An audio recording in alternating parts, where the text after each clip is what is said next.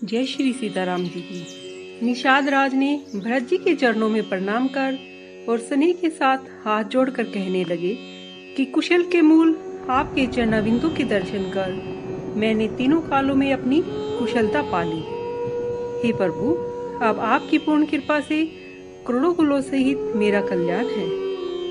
अपना वंश और कर्म देखकर और प्रभु की महिमा को जो जी में विचार कर मैंने समझ लिया कि जो रामचंद्र जी के चरणों का भजन नहीं करता वह संसार में ब्रह्मा जी द्वारा ठगा गया है। मैं कपटी, कायर, कुबुद्धि व कुजाती हूँ और सब प्रकार से लोक और वेद से बाहर हूँ, परंतु जब से मुझे श्री रामचंद्र जी ने अपनाया है मैं तभी से लोक का भूषण हो गया हूँ। निषाद राज का स्नेह देखकर और सुंदर विनती सुनकर लक्ष्मण जी के छोटे भाई शत्रुघ्न उससे मिलने लगे। फिर निषाद राज ने अपना नाम कहकर मधुर वाणी से सादर सब रानियों को प्रणाम किया। वे उसे लक्ष्मण के समान जानकर आशीर्वाद देने लगी कि तुम सुख से लाखों वर्ष तक जियो। नगर के नर नारी निषाद राज को देखकर ऐसे सुखी हुए मानो लक्ष्मण जी को देख लिया हो।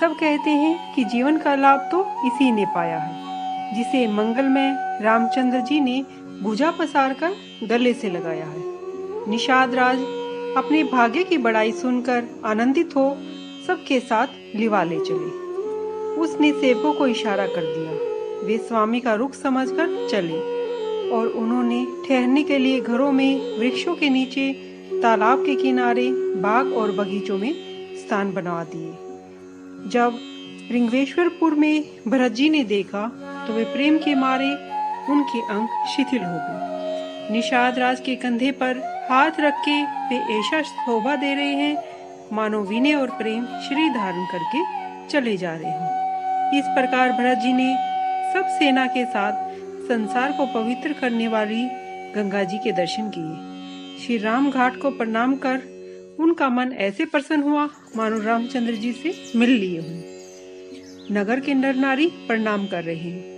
और उस ब्रह्म में जल को देखकर बहुत ही प्रसन्न है। स्नान कर हाथ जोड़कर यही वर मांग रहे हैं कि रामचंद्र जी के चरणों में हमारी प्रीति कम न हो। भरत जी कहने लगे, हे गंगा जी, आपकी रेणु सबको दुख सुख देने वाली है और सेवकों को तो कामधेनु के समान है।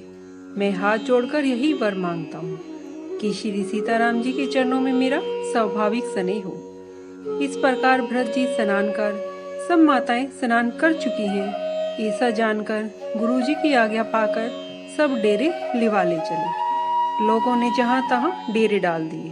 भरत जी ने सभी की संभाल कर ली। फिर गुरु सेवा करके आज्ञा पाकर दोनों भाई माता के पास गए। भरत जी ने चरण दबाकर और मधुर वचन कहकर सब माताओं को आदर किया। फिर शत्रुघ्न को माताओं की सेवा सौंपकर अपने आप निषाद राज के पास चले गए। भरत जी के सखा को हाथ से हाथ लिए चले जा रहे हैं। अधिक स्नेह के कारण उनका शरीर शिथिल हो गया है। निषाद राज से पूछा, वह स्थान तो दिखाइए जिससे मेरे नेत्र और मन की जलन थोड़ी ठंडी हो जाए, जहाँ श्री सीताराम जी और लक्ष्मण जी रात में सोए थे। यह कहते ही उनकी आंखों के कोयों में जल भर आया। भरत जी के वचन सुनकर निषाद राज को बड़ा दुख हुआ। वह तुरंत उन्हें वहां ले गए जहां पवित्र शीशम के वृक्ष के नीचे की छाया में रघुनाथ जी ने विश्राम किया था।